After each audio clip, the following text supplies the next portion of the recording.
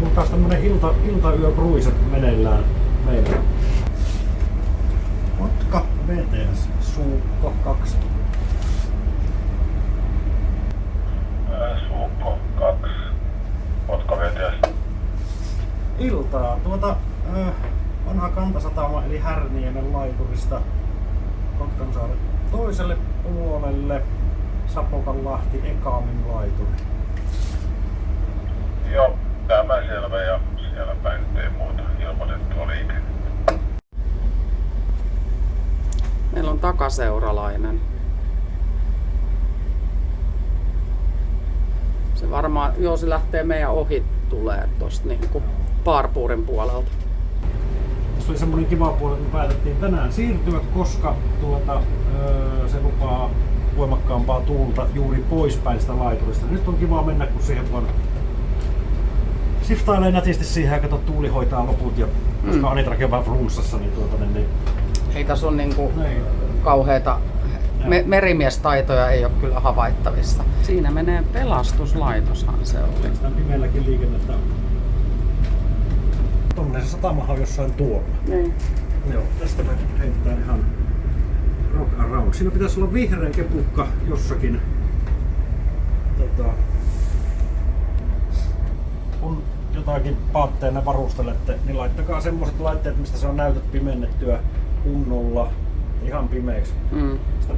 Ettei tarvitse. Kartassa muuten on yöasento, nyt kuten muistin, koska tässä on se ongelma, että mitään et näe eteen, jos täällä on vähänkin valoa. Ohjaan pitää olla ihan pimeä. Noin, tänne tultiin. Nyt vielä tehdään ilmoitus, että kiinni ollaan täällä ja semmoista. Kyllä. Tämähän on niinku Sapokka. Tää on Sapokanlahti. Sapokanlahti nimenomaan. Joo, mäpäs huhuilin tonne VTS:ään Mä voin ottaa sen. Joo. Kotka VTS Suukko 2. Suukko 2. Kotka VTS. Hintaa joo, olemme kiinni merikoulun laiturissa tässä Sapokanlahdella. Joo, tämä selvä. Kiitos. Ollaan tässä jonkin aikaa, hetken aikaa tässä ja siis viikko pari varmaankin ja sitten me lähdetään kohti Helsinkiä menee. Mutta tämähän nyt on toi merikoulun entinen, heillähän tulee uudet, mutta täällä on nämä harjoitusnosturit, kaikenlaiset. Tossa on harjoituslaiva. Tossa tommonen otas täältä tänne puolelle tuo. Vaihdetaan näin, niin näkyy. Tossa on noin vanhat raanat ja millä voi harjoitella lastaushommia. Tuohan on niin kuin laivan kansi tavallaan tuossa ja sitten siellä on ruuma ja tuossa on ruuman luukkukin näkyy tuossa noin tuolla tommosta. Joo, tällaisessa paikassa ollaan nyt. Merikouluaiheisia videoita tulee lisää meiltä kovasti. Ja se merikouluhan on merenkulkuoppilaitoshan on tuolla. Noiden pusikoiden takana näkyy vähän rakennuksia tuolta. Näkyyskö tuosta noin? Vähän huonosti. Tuolla näkyy vähän tuolla välissä. Ja sehän nyt sitten tulee muuttamaan. Se menee tonne missä on toi Vellamo merikeskus ja se on niinku taas noitten takan tonne. Se muuttaa sinne. Silloin heille sitten uudet tilat siellä. Mitäs sä siellä möyryyt? Ai mä laitan kuule tänne tässä on tää entinen ovi, kun rakennettiin tää uusi ohjaamo ja Joo. tää ulkoseinä. Ja nyt tää on vielä eristämättä, niin mä tänne laitan koolaukset tähän. Noniin. Ja sitten siihen tulee seinäpinta ja tähän tulee yksi ilmalämpöpumppu. Jee. Tähän kohtaan. Niin tämähän on siis tosiaan tätä entistä. Tää on entisen ohjaamon lattia tässä ja kuten näette, niin tää oli tosi pieni. Ruori oli ennen tällä kohdalla. Tässä oli ruoriakseli tässä näin. Niin. Tosin lattia ei ollut ihan näin korkealla, et ei tarvinnut prykalla olla polvillaan. Niin, mutta joo, ja tässä tähän asti tässä oli ennen karttapöytä tässä kohdassa. Tai toi niinku, missä oli mittarit ja muut tässä näin. Tää oli tosi pieni. Tässä oli ennen ovi tosiaan tässä kohti ja sitten toinen ovihan on vieläkin puolikas siinä. Tässä näkyy. Kyllä. No niin, asennellaanpas ilmalämpöpumppu nyt tähän. Ja nyt sitten tonne väliin, tonne koloseen, tein siihen takaseinän ja siihen tulee toi ilmalämpöpumppu nyt tonne, koska se toimii tässä semmoisena verhokoneena, että se lämmittää tämän välitilan tästä. Lämpö nousee tonne ylös toki Ja sitten tuollahan on aukko tuolla välissä, mistä se tulee tähän keittiön puolelle myös. Laitellaan tänne paikalle. Tässä meillä on sisäyksikkö. Tommonen. Ja tehdään nyt näihin, tässä on meillä tämmönen laippatyökalu tämä. Ja nyt tehdään tohon sitten laipat tähän päähän. Otetaan sitä kamera tähän jonkin asentoon. Niin näette sen miten se tehdään. Eli mutteri on tässä. Mutteri kyllä tonne. Tästä katsotaan sopiva koko. Näin. Ja kiristetään tää työkalu tähän. Kiinni. Ja sen jälkeen sitten tämmöisellä kartiolla painetaan siihen niinkön semmonen levite tuohon päähän. Että se menisi niinku näin. Katsotaan, että se on siinä hyvin paikallaan ja sitten vaan ruuvataan. Pitäisi rasvata tää työkalu. Näin ja näin. Nyt katsotaan, tarkistetaan tulos.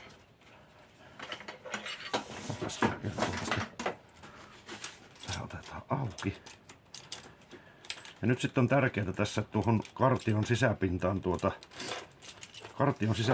tuonne. Ei tule mitään naarmuja. Ja katsotaan, että sitten tuli semmonen niinku nätti. Joo, kyllä se näyttää hyvälle. Jos silloin kun sen katkaisee tämän putken poikki ja sen niin jäysteet poistaa, niin siihen ei saisi tulla yhtään semmosia naarmuja. Siihen ei tule tiivistä, se on vaan tuo kupari, mikä sen siinä pitää paikallaan. Tehdään toinen tää. Nyt otetaan mutteri. Vettähän näihin putkiin sitten ei saa missään tapauksessa päästää, koska sitten ollaan kusessa taas. Tuo kylmä järjestelmä ei siitä yhtään kosteutta. Ihan nätti tuli tommonen. Mutteri kulkee hienosti. Näin. Täällä on hieno keli, sataa vettä. Tuossa on ulkoyksikkö. Noin. Ja sen paikalleen laitettu jo tuohon. Ja tuolta tulee reikä läpi. Ja tuohon tulee sitten torvet.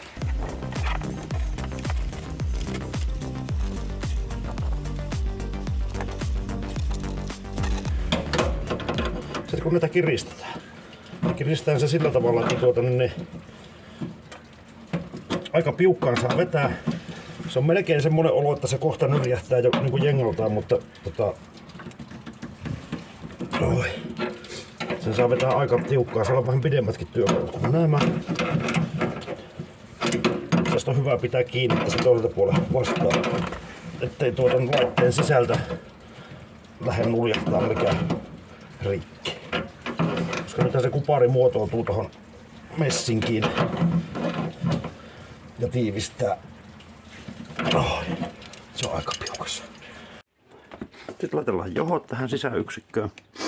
Tänään mä purin tästä jo auki. Täällä on nämä liitinpaneelit täällä etupuolella. On helppo laittaa tässä vaiheessa tämä johto pujottaa täältä takaa tähän. No. Ja muistakaa kiristää ne liitokset. 90% tulipaloista syntyy löysistä liitoksista. Sitten tuo tippaputki, mikä tulee tuo kondenssivesiputki, niin sehän menee ulos. Ja se pitää mennä koko ajan sitten alamäkeen. Eli tämä. Mä se nyt tulee niin kuin näin tuolta suunnilleen. Mutta tää pitää viettää alamäkeen, että se vetää. Ja kylmäputket tulee sitten tuolta ja ne tulee tästä menee sitten ulos. Tää tulee silleen päin tonne. Tämmönen juttu, että taivutaan nää tästä. Mutta kannattaa sitten varoa, ettei meillä luttuu, koska sit se ei toimi kuinkaan, jos ne on lytyssä ne putket.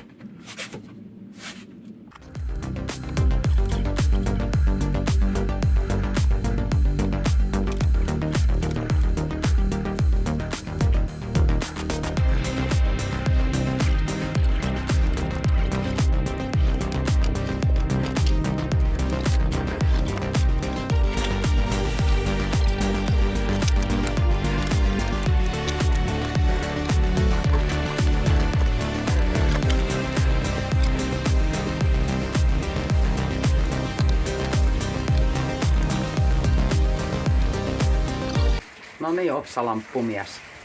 Jotain vettä tulee täällä kuulemma.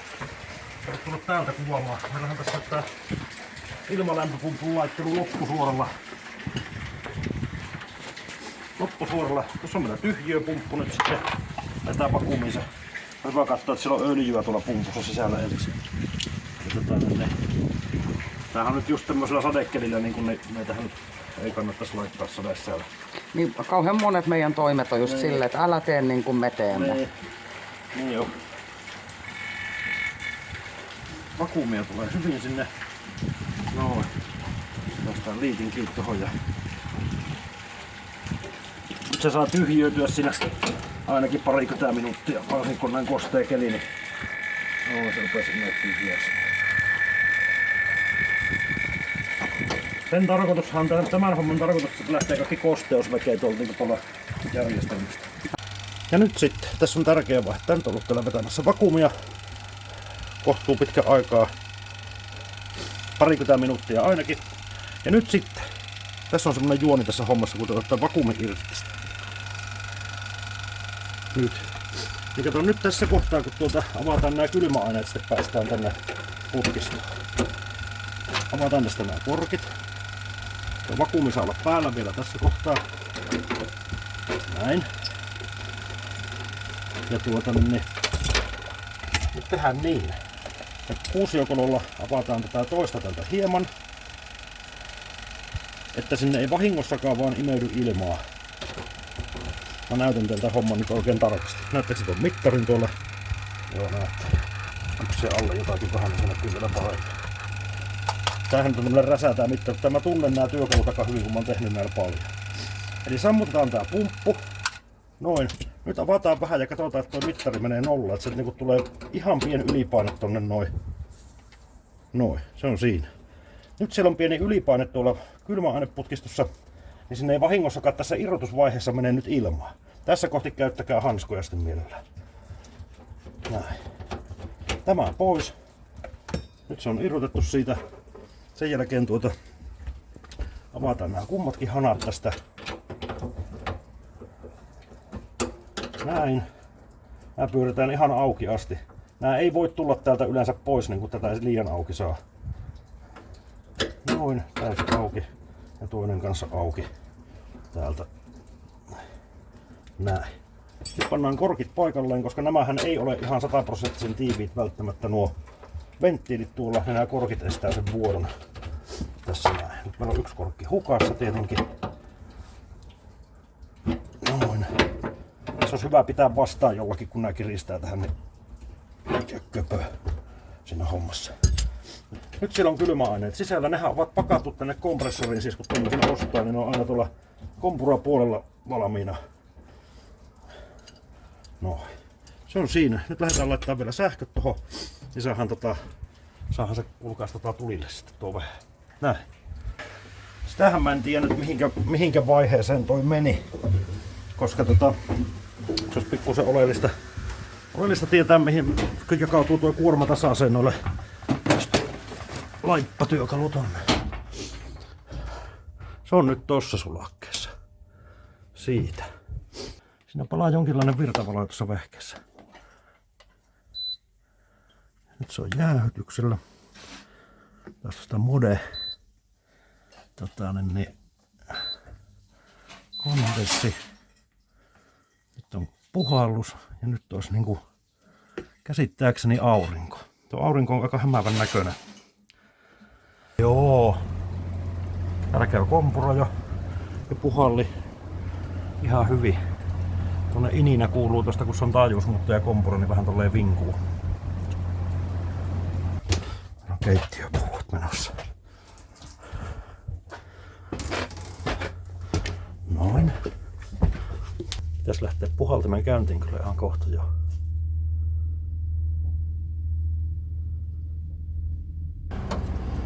Senhän pitää huurtua silleen niin kuin kokonaan, tai että se kaksiosainen yleensä tää kennon ja sitten se rupeaa huurustumaan niin kuin tältä alalta ylöspäin kumpikin. Nyt pitää mennä ihan kokonaan huuruun. Silloin siellä ei ole kylmäaineen vajausta ainakaan. Mut jos se aina jatkuvasti jää vaan niin kuin aina kummastakin reunasta, joo, nyt siellä ottaa kompressorin kierroksia enemmän. Kuuluu toi hurina. Niin jos se aina jää vaan niin kuin, että se ei huuru koskaan ylös asti, niin silloin siellä on kylmäaineen vajaus. Ja tähän tuli tämmöiset puut väliin sen takia, että tää maadotettu runko ei ota laivan runkoon, mikä on tämä. Tää on tämmönen luonnonmukainen eriste siinä tuossa noin. Miltäs nyt sillä näyttää sitten? Se meni oikein nätisti tuohon paikalle. No joo, nyt se lähti puhaltaa. Nyt tulee hyvin lämmintä. Siihen se meni.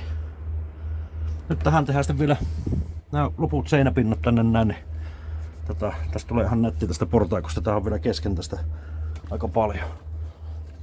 Ai. Tämmöstä. Päätän lähetyksen tähän. Tossa on teille tämmönen tosi vanha tutka. Siis me ollaan täällä merikoululla. Niin joo. Niin. Tuossa on tämmönen ronttone, josta sanot tähystää. Tämähän ei ole siis toiminnassa. Niin. Sitten täällä on niin hauskoja kohdemenetelmiä. Danger target, targets in guard zone, wrong order.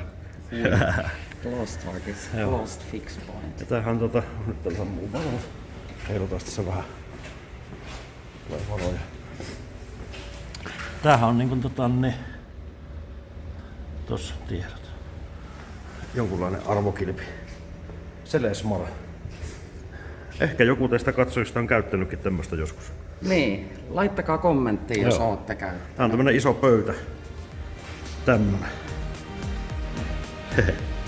Joo.